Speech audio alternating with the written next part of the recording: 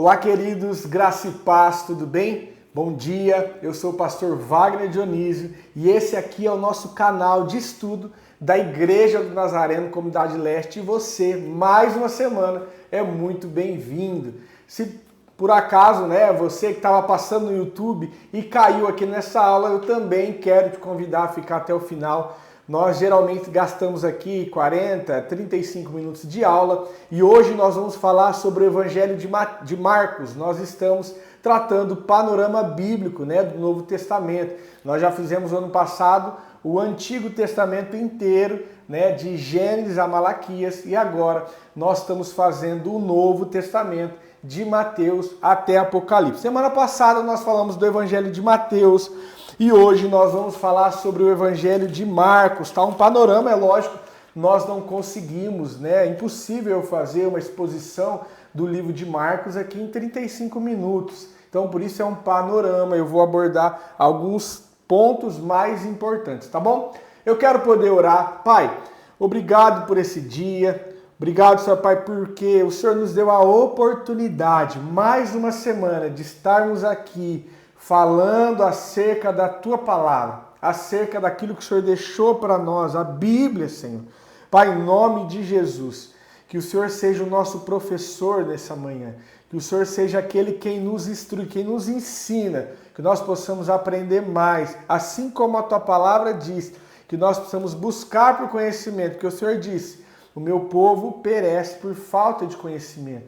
Senhor, nós então, ouvindo a Tua palavra, ouvindo a Tua voz, nós estamos buscando conhecer mais, não apenas a letra, mas conhecer mais e ter mais intimidade, relacionamento com o Senhor. Em nome de Jesus, amém. Amém, queridos? Bom, como eu já falei, hoje nós vamos falar sobre o Evangelho de Marcos, tá? O evangelista Marcos. Eu já falei na aula passada, o Novo Testamento contém 4 evangelhos, Mateus, Marcos, Lucas e João. São 4 pessoas distintas, que escreveram a biografia de Jesus, cada um na sua visão, cada um no seu prisma, cada um com um direcionamento, tá? Então agora nós vamos falar sobre o evangelista Marcos. Primeiro, eu quero falar quem foi Marcos, tá? Marcos, ele não foi um dos apóstolos, tá? Ele não foi alguém dos 12, daqueles escolhidos lá para estar com Jesus a todo tempo. Não, Marcos não foi. Dos evangelistas, apenas 2 apóstolos, que foi Mateus, nós falamos na semana passada, que era cobrador de imposto, e depois João, discípulo amado, nós vamos falar dele na hora que chegar no Evangelho de João. Então ele não foi um apóstolo, não foi um dos 12. Ele era conhecido também como João Marcos, O seu nome era João e o seu sobrenome Marcos, então ele era conhecido como João Marcos. Ele foi um discípulo de Pedro. Nós vamos falar sobre isso também. Eu quero ler alguns textos aqui que vai dar apoio, que não estão no Evangelho de Marcos, mas vai nos dar apoio, que vai falar sobre Marcos, então, para a gente poder entender um pouquinho mais quem era esse Marcos. No livro de Atos, capítulo 12, versículo 12, diz assim, percebendo isso, ele dirigiu-se à casa de Maria, mãe de João, também chamado Marcos, onde muita gente se havia reunido e estavam orando. Então, olha só, esse texto, versículo 12, capítulo 12 do livro de Atos, vai nos dar uma explicação de quem era Marcos. Marcos era filho de uma mulher chamada Maria, a qual, na casa dela, reunia-se muitos cristãos. Era um lugar onde os cristãos tinham costume de ir para orar, para se reunir. Então, nós podemos observar aqui que Marcos era de uma família abastada, porque ele tinha uma casa grande a ponto de receber tantas pessoas. Nós também, a tradição diz, a Bíblia não diz. Queridos, deixa eu falar algo aqui para você, para a gente poder entender. Quando nós vamos estudar teologia, é lógico que a Bíblia, ele é o nosso principal livro, O nosso principal estudo vai ser em cima da Bíblia, nossa principal ferramenta. E nós vamos cravar que é a palavra de Deus somente quando estiver na Bíblia. Porém, a teologia usa também tradição judaica, usa-se também historiadores do primeiro e do segundo século, como por exemplo nós falamos na semana passada, de um historiador bem conhecido aí do primeiro século. Então, nós usamos, quando vamos estudar teologia, vários outros instrumentos. Então, toda vez que eu citar algo que não está na Bíblia, eu vou falar para você, eu vou te explicar. Isso não está na Bíblia, é tradição, é estudo extra-bíblico, tá? Nós não podemos cravar com certeza, porque não é palavra de Deus, é palavra de homens, mas a teologia tem toda uma base, né, de estudo para isso, para poder afirmar e falar as coisas que hoje se diz na teologia. Então vamos lá. A primeira coisa é essa. Marcos, ela é filho de Maria. E a tradição diz que Marcos, Maria, mãe de Marcos, era uma das mulheres que seguiam Jesus, que andavam com Jesus. Então, muito provavelmente, não está na Bíblia, mas muito provavelmente, segundo estudiosos, esse João Marcos aqui, Marcos que foi evangelista, ele já tinha visto Jesus, ele já tinha ido em alguns encontros de criança, de pequeno, onde Jesus estava. Afinal, a sua mãe era uma seguidora de Jesus. Afinal, a sua mãe era uma das mulheres que estavam ali andando com Jesus. Inclusive, alguns historiadores até dizem que essa Maria era uma das mulheres, por ela ser abastada, que financiava o ministério de Jesus. Então, muito provavelmente, Marcos já tinha ido em alguns encontros de criança, quando ele era criança, onde Jesus estava. Não era alguém que andou todo o tempo com Jesus, não era alguém que que foi um dos 12, mas ele teve alguns encontros segundo a tradição e os historiadores. Não está na Bíblia, tá bom? Ficou claro aí para você, mas nós podemos estudar isso.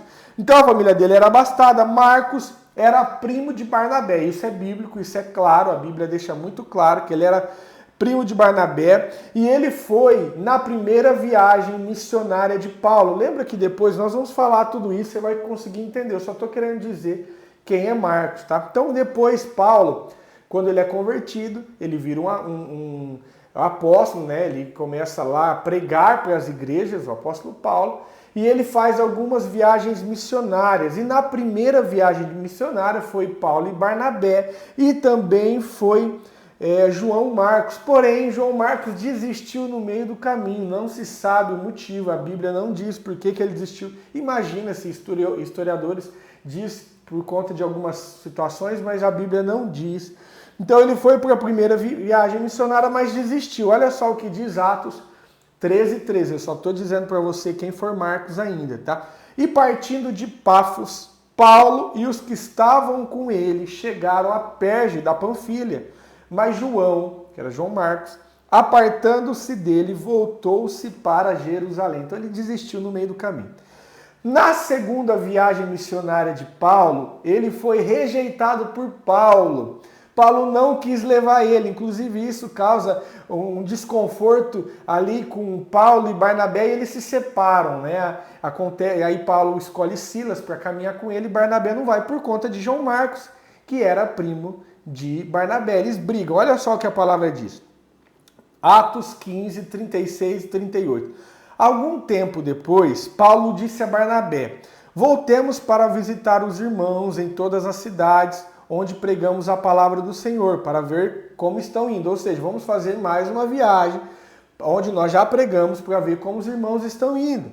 Barnabé, então, queria levar João, também chamado Marcos, mas Paulo não achava prudente levá-lo, pois ele, abandonando-os na Panfilha, não permaneceram no trabalho. Então Paulo fala para Barnabé: olha, não vamos levar João Marcos, não.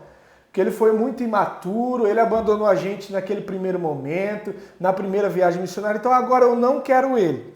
Aqui eu não coloquei o versículo, mas se você continuar lendo, você vai ver que ele se desentende, e Barnabé então vai com João Marcos e Paulo então vai com Silas, tá bom? Então esse é o João Marcos, né? O Marcos evangelista. Marcos foi preso com Paulo, olha só que interessante isso. Colossenses, capítulo 4, versículo 10, diz assim: Aristarco, meu companheiro de prisão, envia saudações. Ele está escrevendo. Bem como Marcos, primo de Barnabé. Vocês receberam instruções a meu respeito de Marcos. E se ele for visitar vocês, recebam. Segundo Timóteo, capítulo 4, versículo 9, olha o que diz. procura vir comigo depressa. Paulo está escrevendo para Timóteo, isso aqui é outra prisão. Então Paulo estava preso aqui quando ele escreve Colossenses e Marcos estava preso com ele. Ou seja, nós entendemos que eles se reconciliaram. Paulo pediu perdão, imagino, ou João Marcos pediu perdão, não dá para saber, mas o fato é que os dois se reconciliaram, se juntaram e foram presos juntos. E a palavra diz que Marcos foi muito útil para Paulo durante um tempo, serviu ele lá na cadeia. Aí então, a última carta que o apóstolo Paulo escreve é para Timóteo, né? 2 Timóteo capítulo 4, versículo 9, onde você lê lá aquele texto famoso, combati o bom combate, acabei a carreira e guardei a fé, você conhece o texto. E aí então ele vai dizer assim para Timóteo, escrevendo uma carta lá da cadeia, olha, Timóteo, procura vir ter comigo depressa, porque Demas me desamparou, amando o presente século, e foi para Tessalônica. Crescente foi para a Galácia, Tito para a Dalmácia. Só Lucas está comigo.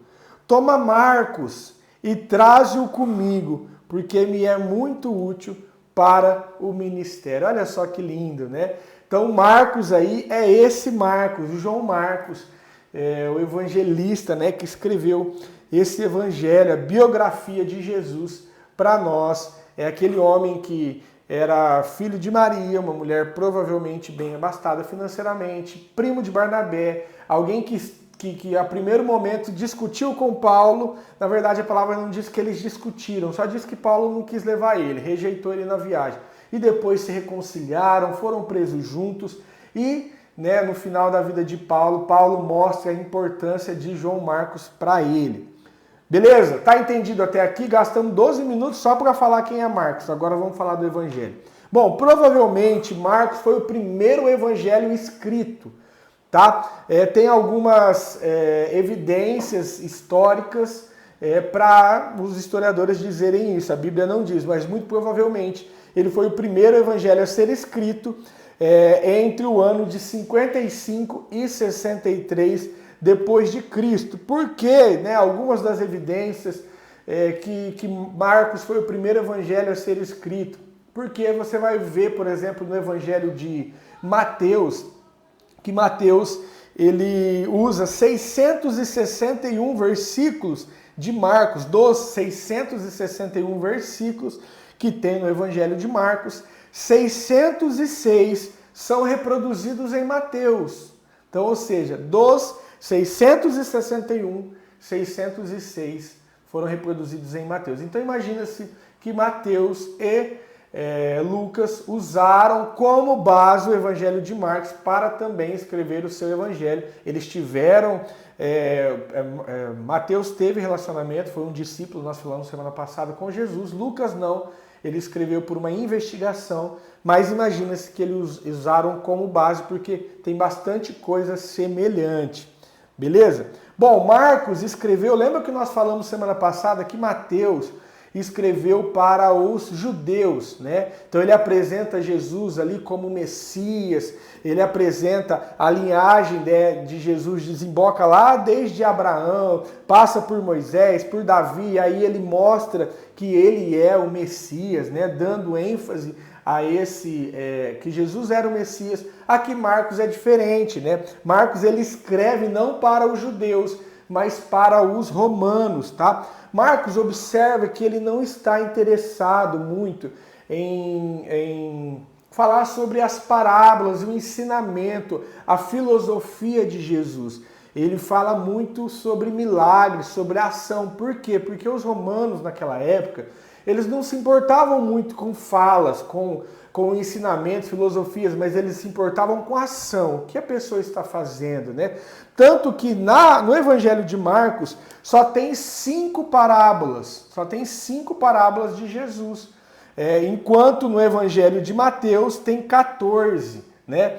E no Evangelho de Marcos, que é o que nós estamos estudando agora, Marcos vai relatar 18 milagres. Então observa como Marcos ele dá uma ênfase maior para as ações de Jesus e não tanto para os ensinamentos de Jesus, porque os romanos não se importavam muito com o ensinamento, mas sim com a ação. O que a pessoa está fazendo?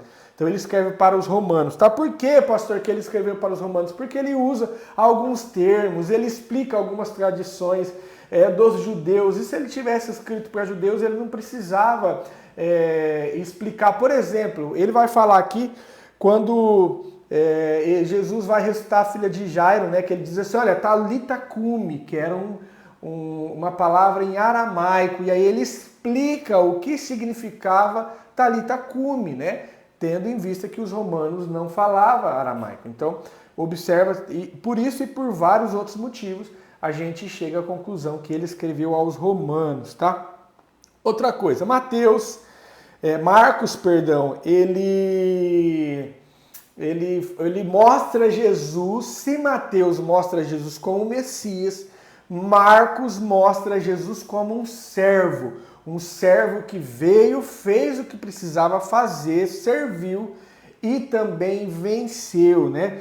No Evangelho de Marcos não vai citar, por exemplo, a genealogia de Jesus. No Evangelho de Marcos não vai citar sobre o nascimento de Jesus, porque o romano estava muito pouco interessado nisso. Ele já começa o Evangelho falando sobre João Batista, sobre a vocação dos primeiros apóstolos e sobre a cura, as curas e os milagres de Jesus, tá? Então ele é focado na ação de Jesus. Então não vai ter narrativa do nascimento e nem da genealogia. Lembra que eu falei que Marcos apresenta Jesus como um servo, né? Acabei de falar isso. Olha só o que diz Marcos, capítulo 10, versículo 45. Diz assim, ó, pois nem mesmo o Filho do Homem veio para ser servido, mas para servir e dar a sua vida em resgate a muitos. Então ele mostra ali qual foi a ideia de Jesus, né? Qual que foi... ele apresenta Jesus aqui como um servo, tá bom? Beleza? Marcos apresenta um retrato muito humano de Jesus, mostrando as suas emoções como compaixão, raiva e tristeza. Isso contribui para uma visão mais visceral e próxima da figura de Jesus. Olha que legal. O Evangelho de Marcos, ele vai mostrar algumas emoções de Jesus. Então ele vai falar, por exemplo, que Jesus foi movido de uma íntima compaixão. Ele vai falar de momentos que Jesus ficou triste, né? Depois, lá um pouco antes dele ser crucificado. Então ele vai mostrar algumas reações, ações e emoções de Jesus, mostrando Jesus como um homem, né? 100% Deus, mas 100% homem. Tá bom? Bom, então aqui eu já dei um breve panorama, agora eu quero entrar no texto, tá? Nos capítulos aqui do Evangelho de Marcos. Primeiro capítulo, né, diz assim, ó, princípio do Evangelho de Jesus Cristo, Filho de Deus. Então é o começo de todas as coisas. No capítulo 1, ele vai falar sobre João Batista, ele vai dar um breve relato sobre o batismo de Jesus, como foi, e já no capítulo 1, ele também fala a vocação dos apóstolos. Se Mateus demora alguns capítulos para falar sobre a vocação dos 12, né, ele vai tratar sobre a genealogia, sobre o nascimento, sobre a ida da família de Jesus lá para o Egito, sobre Herodes mandando matar as crianças, Marcos já vai bem objetivo. Marcos já vai direto ao ponto. Ele já no capítulo 1 ele fala da vocação dos 12, lembrando que ele queria mostrar as ações de Jesus, tá bom? Bom, aí no capítulo 1 ele vai falar sobre a cura de um endemoniado. No capítulo 1 ainda, ele vai falar sobre a cura da sogra de Pedro. Observa como Marcos começa falando das ações aqui, ó, Jesus curando, né? A cura de um leproso, o paralítico de Cafarnaum, capítulo 2. Olha só, esse aqui eu quero gastar, quem sabe, uns 2, 3 minutos falando. Lembra do paralítico de Cafarnaum? Que os amigos, né, havia um homem paralítico, ele chega, eles ficam sabendo que Jesus estava ali na região, Jesus já tinha curado algumas pessoas, a sua fama já estava se espalhando, e aí eles vão até aquele lugar para poder apresentar o amigo que era paralítico para Jesus. Só que quando ele chega lá, a multidão é muita, né? E aí eles não conseguem entrar. O que eles fazem? Eles destelham, eles tiram o telhado. Deixa eu ler com você. Logo se ajuntou tanta gente que nem ainda nos lugares junto à porta cabiam. E eles lhe anunciavam a palavra. Vieram eles conduzindo um paralítico trazido por 4 homens. E não podendo aproximar-se dele por causa da multidão, descobriram o telhado onde estavam e fazendo um buraco, baixando o leito em que estava o doente. Lembra dessa história, né? Acredito que a maioria de vocês conhece. Então Jesus está numa casa, os amigos precisam levar aquele paralítico próximo de Jesus, destelham a casa e desce o paralítico ali, acredito que com cordas adaptadas, e eles levam o paralítico até a presença de Jesus ali na casa. Aí, Jesus então diz assim, ó, Jesus vendo a fé deles, disse ao paralítico, filho, perdoados estão os seus pecados. No versículo 6, estavam ali assentados alguns dos mestres da lei, que se relacionavam, que diziam, né, em seu íntimo, por que profere este blasfêmia? Quem pode perdoar pecados senão Deus? Olha só o que os fariseus, os mestres da lei, né, as pessoas que estavam ali na casa, sentados, mais antigos, eles olham para Jesus e no seu íntimo, eles falam, quem que é esse? Que agora está até perdoando pecado? Mas quem pode perdoar pecado é só Deus. Observa que a teologia deles não estava errada. Porque é verdade, só Deus pode perdoar pecados. Eles aprenderam isso o tempo todo. O que estava acontecendo de erro é que eles não reconheceram Deus, Jesus como Deus. Mas a teologia deles estava certa. Somente Deus pode perdoar pecados. Então Jesus, continuando o texto, Jesus, conhecendo logo em seu espírito que assim pensavam entre si, lhe disse, por que pensais sobre essas coisas em vosso coração? Qual é mais fácil dizer ao paralítico, está perdoado os teus pecados?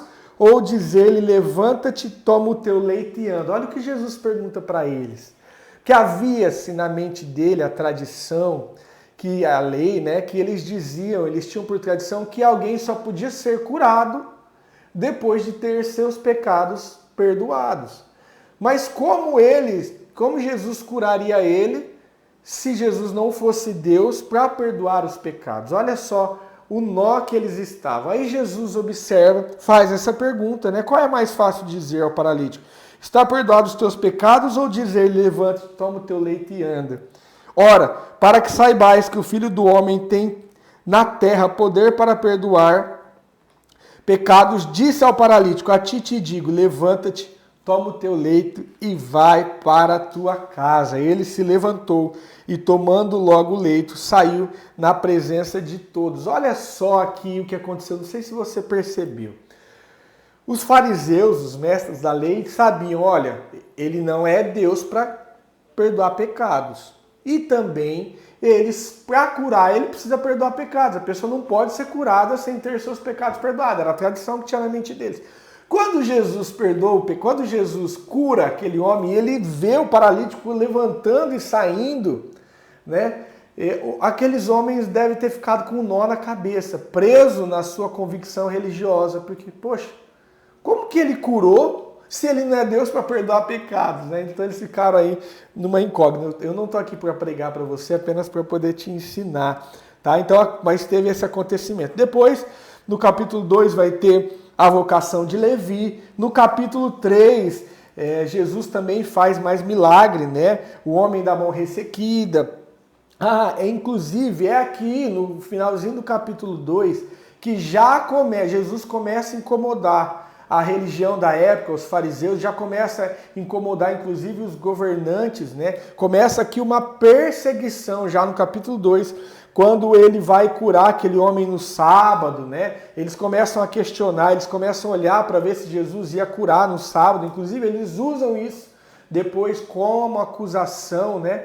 Quando eles vão acusar Jesus, ele fala, olha, esse homem disse que é o Messias. Esse homem cura no sábado. Eles usam isso como acusação. E aí no capítulo 3 ele cura o homem da mão ressequida.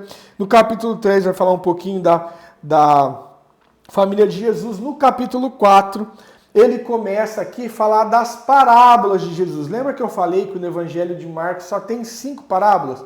4 delas estão no capítulo 4, que é a parábola do semeador, a lâmpada sobre o alqueire, a semente que cresce sozinha e o grão de mostarda. E a quinta depois vai estar lá no capítulo 12, que é o lavrador mau, tá? Então no capítulo 4, basicamente, ele vai tratar sobre as parábolas de Jesus. No finalzinho do capítulo 4, olha só que interessante que Marcos nos mostra aqui, tá? No finalzinho do capítulo 4, acontece aquela cena que Jesus acalma a tempestade, né? Lembra dessa cena? Então, naquele dia, sendo já tarde, disse-lhe Jesus: passamos para a outra margem, deixando a multidão. Ora, levantou-se grande vendaval, Jesus estava no barco, enfim, no versículo 38, Jesus estava na polpa dormindo. Você já sabe o texto, você já conhece a história. E aí Marcos vai nos mostrar uma sequência de acontecimentos com Jesus, uma sequência de milagres que traz para nós uma revelação. Olha só, no capítulo 4, 35, Jesus acalma a tempestade. Depois, no capítulo 5, logo em seguida, vai acontecer aquela cena com o endemoniado de Gerazeno, né? Jesus também liberta aquele endemoniado. Depois, logo em seguida, no capítulo 5, Jesus vai curar aquela mulher enferma que estava com fluxo de sangue, e depois ele vai ressuscitar a filha de Jairo que estava morta. Então são 4 acontecimentos. Primeiro, Jesus acalma a tempestade. Depois, Jesus liberta o endemoniado. Depois, ele cura aquela mulher enferma daquele fluxo de sangue. Depois, ele ressuscita a filha de Jairo. Olha só o que Marcos está mostrando para nós. É uma sequência de acontecimentos para mostrar que Jesus, ele tem poder sobre as leis da natureza, que ele acalma a tempestade. Ele tem poder sobre os espíritos malignos, sobre os demônios, porque ele expulsa o demônio da vida daquele homem. Ele tem poder sobre as enfermidades, né? Ele tem poder para curar e para sarar. E ele tem poder sobre a vida e sobre a morte, a ponto de ressuscitar a filha de Jairo. Então observa que ele mostra 4 coisas de Jesus, é uma sequência, né? Jesus tem poder sobre as leis da natureza, Jesus tem poder para expulsar os demônios, Jesus tem poder para curar os enfermos e Jesus tem poder para trazer de volta a vida. Ele quer mostrar, Marcos quer mostrar aqui para os romanos, olha, esse é Jesus, tá vendo? Jesus fez isso. Então esse aqui é o contexto do capítulo 4, tá? No capítulo 6, deixa eu só voltar um minutinho aqui para te falar algo que está acontecendo no capítulo 2, que eu pulei aqui, eu queria ter falado isso. No capítulo 2 vai acontecer a vocação de Levi, que nós já falamos lá em Mateus, né? Aí ele vai então comer na casa de Mateus, ele vai jantar na casa de Mateus. Diz assim: quando Jesus estava, aqui capítulo 2, versículo 15, quando Jesus estava jantando na casa de Levi, muitos cobradores de imposto, pecadores, estavam assentados à mesa com Jesus e seus discípulos, pois eram muito os que tinham seguido. Aí os mestres da lei chegam, falam: quem é esse que come com pecadores? A história você já sabe, mas eu quero te chamar a atenção para algo que eu estava preparando a aula, o Senhor falou no meu coração.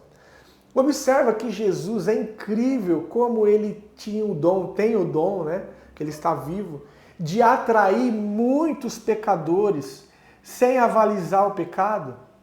Observa que ele traz para si, ele atrai para si aqueles que são pecadores, mas ele não passa um pano no pecado.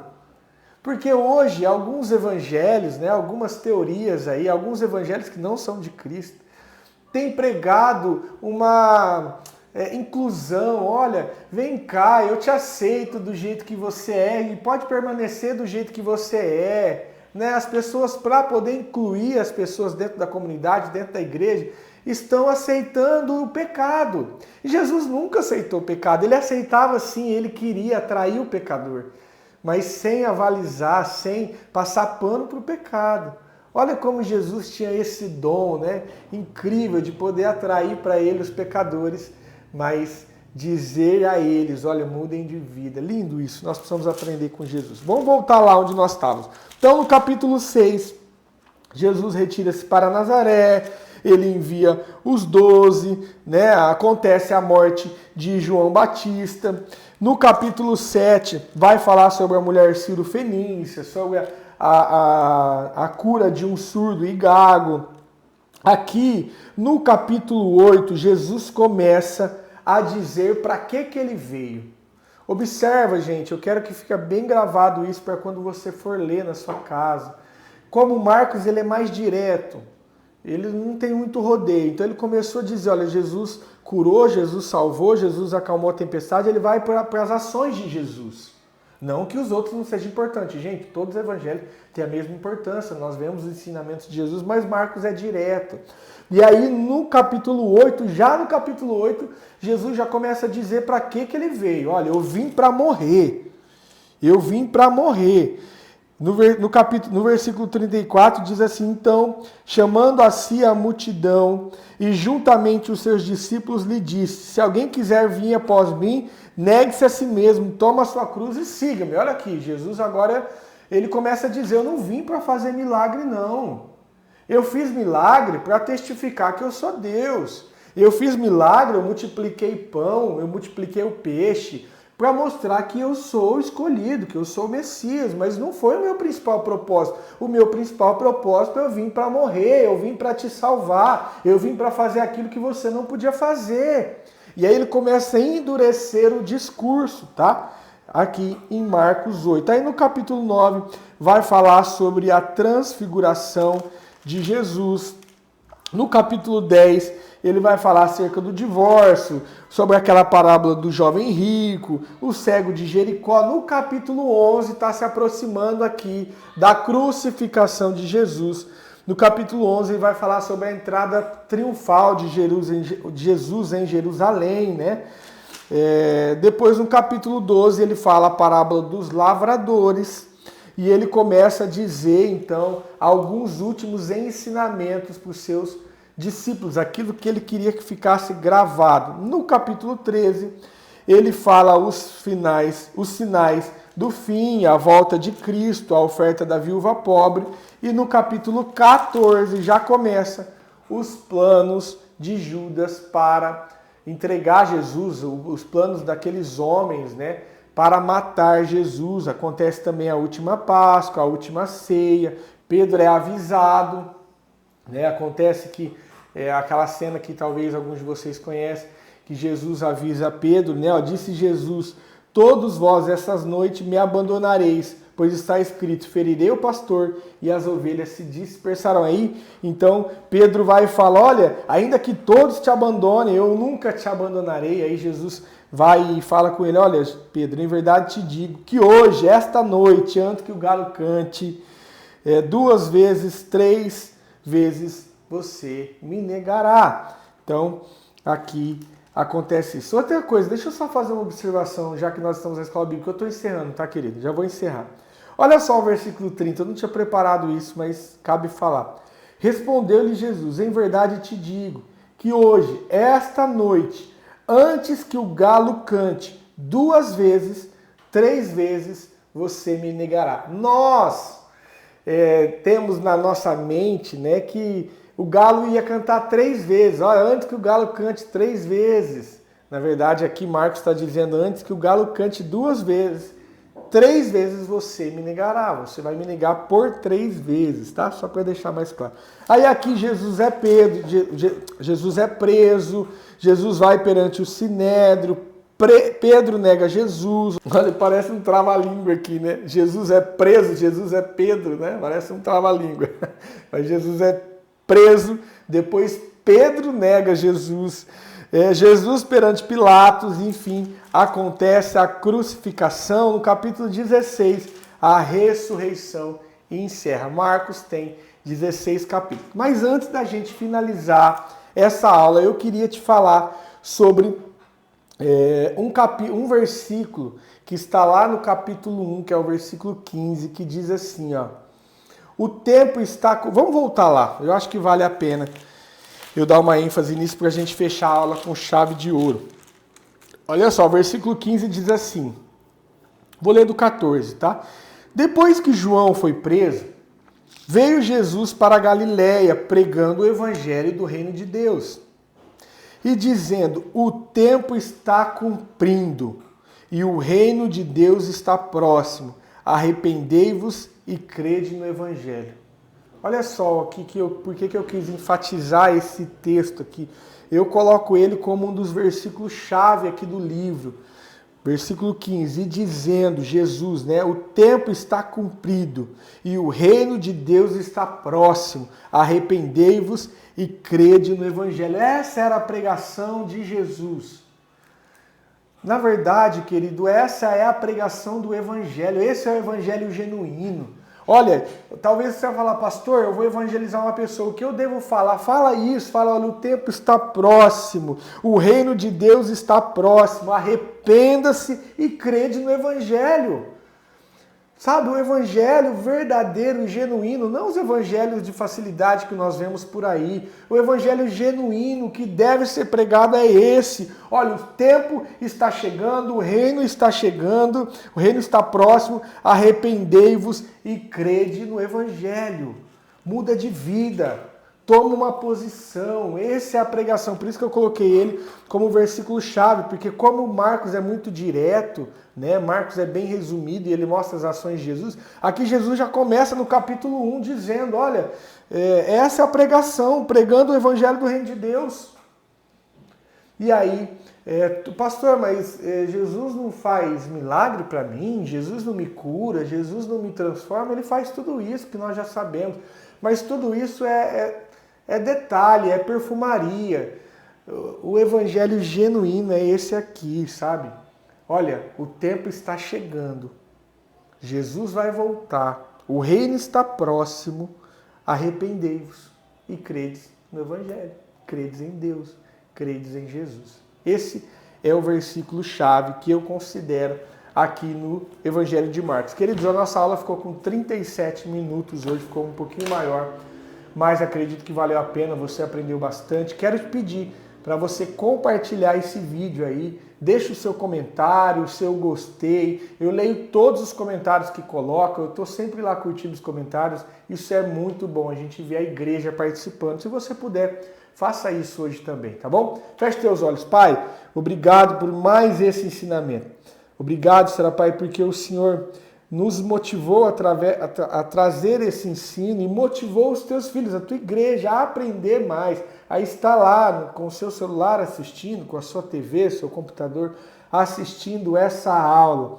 Pai, que o Senhor possa também, Senhor, Pai, em nome de Jesus, além do conhecimento da letra, trazer junto com o conhecimento o relacionamento. Quando nós te conhecemos mais, Senhor, nós nos relacionamos melhor com o Senhor. Quando nós conhecemos mais acerca do Senhor, nós então nos achegamos diante do Senhor com o intuito e com o coração certo. Que nós possamos crescer nos relacionamentos e na profundidade do Senhor. Em nome de Jesus. Amém. Amém, queridos? Fique com Deus.